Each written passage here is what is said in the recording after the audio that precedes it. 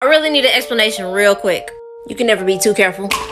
Just watch this real quick. And it may be hard to see tonight, but we are all standing under a glass ceiling. Now, as we all know, they like to put messages in movies and TV shows. I don't know if y'all seen this, but in the movie Gods of Egypt, it was a scene of space and what Earth looked like from space, and it was flat. Even in Thor, they show Asgard to be a flat plate. Now, it is sad, a lot of people say that we live in a dome. Y'all remember this woman? Look at what she finna say. And I can't believe we just put the biggest crack in that glass ceiling yet. Now, we all know the Simpsons be putting in hidden messages and everything. Now, look at this part. The ball going back, and the ball shatters the sky, bringing the ocean itself. Now, some people say Jesus is holding everything together. But in school, do y'all remember when they taught us about gravity? And they had said the earth was round? So I had asked my teacher, if it's round, why don't people fall off the bottom of the earth? And you know how water falls down the stream? Gravity don't stop it, it just goes down. Wouldn't the earth look like this? Cause like, how are you holding all the water in place? It says gravity is most accurately described by the general theory of relativity proposed by Albert Einstein. Again, the Newtonian theory of gravity is based on assumed forces. If gravity is a theory, can Earth really be a globe? Or does it look something like this? I know you're probably like, is the water gonna fall off the edge? Some people say we're surrounded by ice. You know, like in Game of Thrones, even in Teen Titans too. Butter wall. Butter wall? Seriously? A butter wall? That's what I said, fool! There's a big old butter wall. It circles the entire pancake earth. It just makes me question, that's all I'm saying. Kinda just makes me feel some type of way because they're showing it and everything. Now it is what it is if it's flat or round. But when I heard her talk about it, I was just like, y'all be safe. Quick question. If we are doing this through space, Mach 88, 500,000 miles per hour, how do we have the stars moving in a circle around Polaris? Whoa, go easy there, Stephen Hawking. You're really onto something this time. 500,000 miles per hour is really slow in the grand scheme of how big space is. The speed of light is almost 200,000 miles per second. Even though the speed of Earth is pretty small, the observable heavens will actually change in Earth's history, and already have. But since a human lifetime is like 80 years, we don't live nearly long enough to be able to witness any sort of change. How do you have water without a container, first of all? How do you have water laying flat on a ball? How do you have this? Please, how? Wait, what? Did she just say, how do you hold water without a container? The ocean floor is the container, and they also don't make Tupperware big enough to fit the fucking ocean in it. How do you have water lying flat on a ball? You don't. You have water lying in a ball on a ball, because the earth is more of a ball than a flat, you dumbass. How do planes fly straight and not have to adjust for curvature? And why can you go east to west? You know how the cruising altitude of a commercial airliner is like 30,000 feet? By maintaining that elevation, you are accounting for the curvature of the Earth. You just don't notice that the plane is accounting for the curvature of the Earth because the Earth is really big and you're really small. I also have no idea what this graphic means. Is this talking about aerial or like nautical circumnavigation? Because there's a pretty obvious reason that no one has sailed around the planet like this. As for aerial circumnavigation, they kind of do it all the time. Here are the flight paths from New York City and Los Angeles to Moscow. Notice how it's not a straight line? Because they're accounting for the curvature of the Earth, god damn it. Why do you believe that Earth photos are real when it's been proven to be copied and pasted Photoshop CGI completely? Facebook.com/FEMatters. There's no source quite better than a Facebook meme from a page called Flat Earth Matters. Can't argue with that one, folks. They really got us. Why is nobody allowed to go to Antarctica? Why? Who ever told you that you are not allowed to go to Antarctica? The reason why not a lot of people do is because it's really far away, it's really expensive, and it's fucking Antarctica. So while I don't have the resources to get you a ticket to Antarctica, I'd be more than happy to chip in to get you another layer to wear on your trip. This video is 3 minutes long, and I've gotten through about the first 50 seconds of it. I really don't think I can watch any more without going into some form of cardiac arrest. If you want to see more conspiracy debunking videos, make sure to give me a follow, and if you think I'm slightly entertaining, feel free to check out my YouTube page where I do longer form archaeological and conspiracy debunking videos. Remember to stay curious, stay inquisitive, and most importantly, remember that if you tried to plug in a straightening iron at the Amundsen Scott South Pole Research Station, they would probably decide that you are better off as a food ration than as a contributing member of the party. You know who this guy is? Let me tell you about him. Auguste Piccard was the first man to ever enter the stratosphere, years before NASA ever existed. And he did it in this thing. Now, if you look him up, you'll see that he was the first person to observe the curvature of the Earth. And in his journal, he wrote that the Earth was as a flat disc with upturned edges. Kind of a weird way to describe curvature, don't you think? He observed this 10 miles up into the sky, which is in the stratosphere, and 35,000 feet is the commonly accepted height at which you are able to observe curvature. He was at 55,000 feet. Was this guy a definitive flat earther? No. And neither is this proof for a flat earth, but it makes you wonder. He's a scientist, man. He observed it.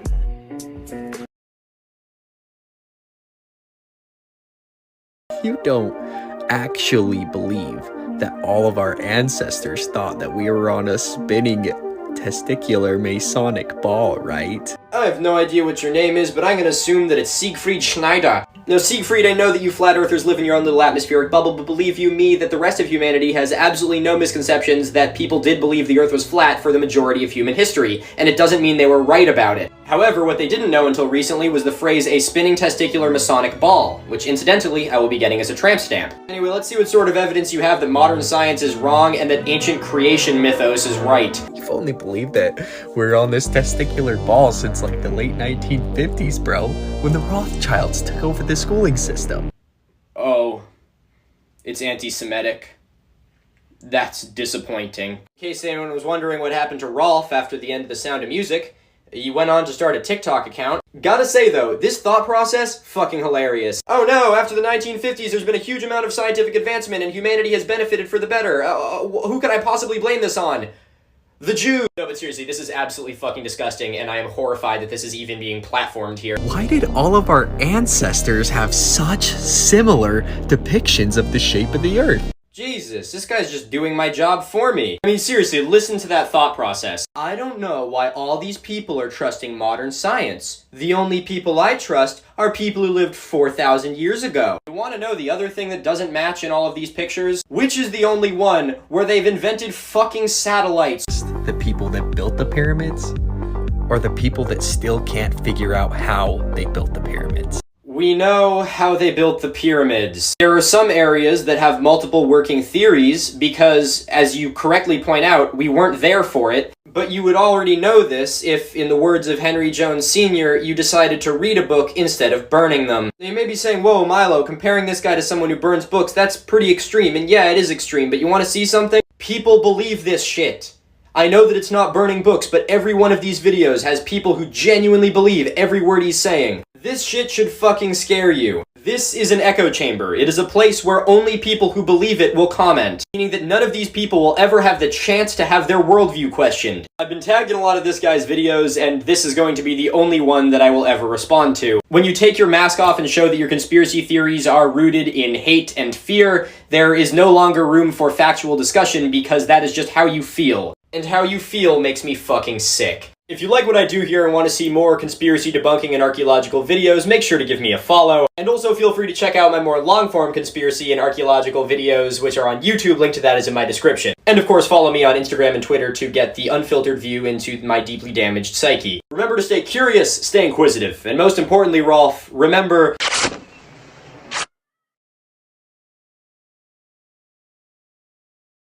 Alright guys, oh boy, we're going up to see the curve of the ball. Here it goes, here it goes. It's coming, alright. Oh, you can't see the curve yet. No, not yet, it's coming. It's coming up. Wait, it's right there, it's coming, hold on, you're gonna see it. It's coming, the curve, it's right. It's coming up. I don't understand why the horizon still meets our eyes on a ball. So weird. But the curve is coming. You're gonna see it. It's right here. It's right here. It's coming. Hold on. Here it is. The curve. Right.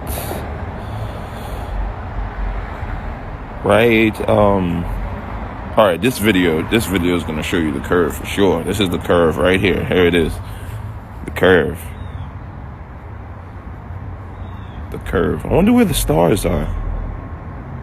It's probably on the other side. You know, the stars aren't on this side. They're on the other side.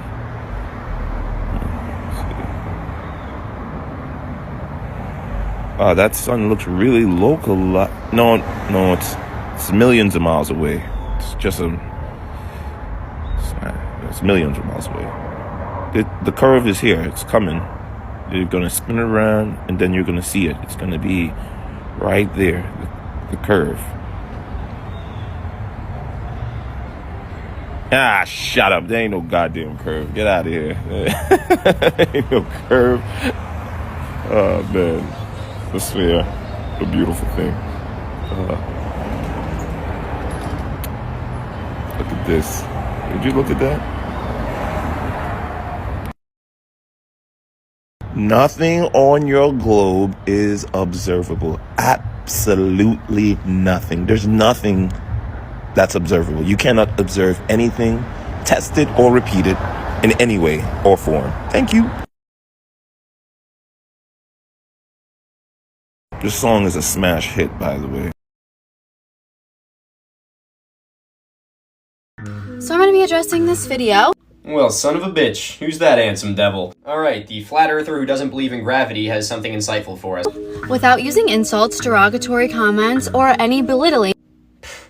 You're no fun. I called you Jersey Shore. The least you can do is call me, like, Andrew Jesus Garfield or something. I state an observable science, which is that the stars come back in the same fixed position every single year and Polaris never moves. I'm not entirely sure why you call that observational science, because that definitely wasn't observational science. Yes, making an observation is one of the steps in the scientific method, but it is quite literally the first step in the scientific method. You make an observation before you even come up with a hypothesis. So for you to go from making an observation, which is that you don't see Polaris moving, to jumping to the conclusion that Polaris doesn't move, is literally you going from the first step to the last step without going through any of the other steps. But thousands of years ago in history, they had the same constellations that we had, and they had the North Star. So that doesn't make any sense. Alright, look. I love confidence. Confidence is key. Confidence is important. But you are so confident and so wrong. The constellations have changed over the last several thousand years. You know, it's all part of Earth being a ball and moving through space and stuff. We know this because the Babylonians were the first ones to document where the stars were in the heavens. And while some of these changes can be difficult to decipher because, you know, the Babylonians were using clay tablets and not the fucking Hubble Space Telescope, modern astronomers can easily see exactly how all of the major constellations have shifted in the last several thousand years. Terms were made up to deceive you into thinking that it's too complex for you to understand. In reality, it contradicts the definition of science because it cannot be observed and cannot be tested. Damn. Did you just have like a really bad high school science teacher or something? To say that terms like the speed of light were made up to confuse you, it leads me to believe that you just had a really bad experience with science growing up. And I'm genuinely sorry to hear that. That really fucking sucks. It's not for everyone, but it sucks to go be in a course that makes you feel stupid. Taking chemistry in college was the exact same way for me. It's the only course I've ever had to retake once, and it made me feel like a fucking moron every single day, and there is nothing more disheartening than that. But I promise you, there's so much to learn if you just lay down this resentment you have and try and learn it from a source that makes it fun and makes you feel intelligent and makes you feel smart. I honestly sort of take back a lot of my insults in this video in that case, because this sort of explains your mentality around it. Water doesn't bend to a ball, okay? Water is always level. That is a fact. I don't think I can do this video anymore. She has a whole bunch of other points she makes in this video which hold about as much water as a flat earth conspiracy could. But I've already platformed this enough and I'm ready to go debunk something else now. If you'd like to see more conspiracy debunking and archaeological videos, make sure to give me a follow. And my more long-form pseudo-archaeology debunking videos are on YouTube. The link to that is in my bio. Make sure to follow me on Instagram and Twitter to get that more personal look at my life. Remember to stay curious, stay inquisitive, and most importantly, stay in school. Flat Earth theory is probably one of the most illogical conspiracy theories. Here's why. For starters, astronauts and satellites have seen a spherical Earth rotating on its axis for decades. The very concept of day and night, seasons, and even time zones are also evidence of a spherical Earth that rotates on its axis. There's also no proof of the supposed ice wall that flat earthers claim is positioned around the edge of the Earth. The fact that constellations of stars shift above us is also evidence against a flat Earth. The existence of the horizon and the fact that things disappear beyond it is also undeniable proof of a spherical Earth. Even the navigational equipment of ships and planes are all based around the assumption of a curved Earth. I'm not trying to be condescending, I'm just genuinely curious, because there is plenty of mathematics and photographic evidence that proves that the Earth is round. I'm aware that videos and photos can be doctored, and most people accept it because it was done by experts. What would they gain trying to spend so much money on everything to convince everybody that the world is round? Let me know in the comments. It's 2022 and there are still people all around the world that think that it's actually flat. And I mean, come on guys, I thought we were past this. I mean, for one, we have photographs and videos of the spherical Earth from NASA, but since there is apparently a lot of people who think that NASA is just a bunch of liars, fine. Let's rapid fire off a bunch of reasons why we know for a fact that the Earth is not flat. Okay, so for one, like I mentioned, we have photographic evidence of the Earth being a sphere. The Earth Polychromatic Imaging Camera Telescope, also known as the EPIC telescope, nice name, is 1.5 million kilometers away. And one of the things that it does is it takes a full single photo of the Earth every single day. Not a composite image, a whole single photo. And they're all aligned, by the way, and every single one of those shows the Earth as a sphere. Not to mention the countless photos and videos from astronauts on the ISS from all around the world showing the Earth's curvature. All right, so the next one is pretty easy. Even the flat earthers will say that other planets are spheres, even our moon, but the Earth is flat, and it's the only one that's flat. Everything else is a spherical shape. I feel like the absurdity of that argument explains itself, but you know, let's just keep going for fun. So how about a classic one, horizons? If you stood on the shore and watched ships sail away from you, eventually you would see the ship dip beneath the horizon. If the Earth was flat, you would see the entirety of the ship no matter what distance, even if it was really, really far away and you had to use a telescope to see it. People who live by Lake Michigan can do this experiment anytime, actually. If you look over Lake Michigan towards the skyline of Chicago, you can't see the entirety of those buildings. If the Earth was flat, you'd be able to see the bottom of those buildings. The next one is, you know, the stars. They change positions depending on where you are in the Earth. In the northern hemisphere of the planet, we can look up and we can see the Big Dipper constellation. But if you're in Australia, the Big Dipper is not only upside down, but so low in the night sky that it's barely visible above the horizon and only viewable for a few hours after sundown. The next one, the Coriolis effect on freely moving objects, like the classic experiment with the cannonballs or hurricane winds that are deflected to the right if you're north of the equator, but if you're the south of the equator, they are deflected to the left. Oh, and we can't forget the biggest reason why we know that the Earth is a sphere. Math, rudimentary geometry to be exact. You know that kind where we here in the States learn in middle school, sometimes referred to as intermediate school, junior high school, or lower secondary school in other parts around the world. So if you pick two different points on the Earth and put a meter stick in the ground vertically and measure the shadow length at each point at the same time of day, you can use those values to determine the angle between those two sticks. And when you add in the distance between those two to the equation, you'll be able to calculate the curvature of the Earth. And not only that, you got triangles. If you walked along the Earth far enough and took two right angle turns, you would wind up back exactly where you started, something that even someone in a middle school geometry class would be able to tell you is impossible on a flat Earth. Oh, and let's not forget about eclipses. Every time you see a lunar eclipse, you see the shadow of the Earth casting over the moon, which we see as a crescent shape. The only thing that can make that shape is a circle. If the Earth was flat, we'd observe sort of a flat line going across the moon during an eclipse. But of course, you know, flat earthers, they're gonna move that goalpost again. They'll say, well, the disk is oriented facing the sun, and that's how it gets that circular shape. Well, that would mean that we'd have to be facing the sun for the moon to have the flat Earth shadow cast over it in a circle. The moon would have to be behind or under the disk, making it so we wouldn't be able to see the moon in the first place because it would be, you know, under us. All right, so the final one that I'll mention is a famous experiment by Eratosthenes way back in 240 BC, which most Greeks believed way back then that the Earth was round and not flat. But this experiment detailed how two wells at different points of the Earth cast different shadows inside of the well on the same day of the year. It was known that on a certain day, the sun would be directly overhead of one of those wells, making it so it didn't have a shadow. And on the same day, there was a shadow on the inside of the other well. Now, flat earthers will try to explain this away by saying that the sun is not only much smaller, but it's much closer to the Earth. Turns out that when you only use 2 wells for the experiment, it works for explaining both a small sun close to the Earth and a large sun far away from the Earth. However, within that experiment, there are 3 wells, and immediately the small sun close to Earth explanation suddenly just doesn't work. And the only thing that works is a large sun very far away from the Earth. And listen, there are endless other reasons as to why we know that the Earth is a sphere and not flat. These are just a few. And in all honesty, if you're a flat earther watching this, I can't imagine anything that I have said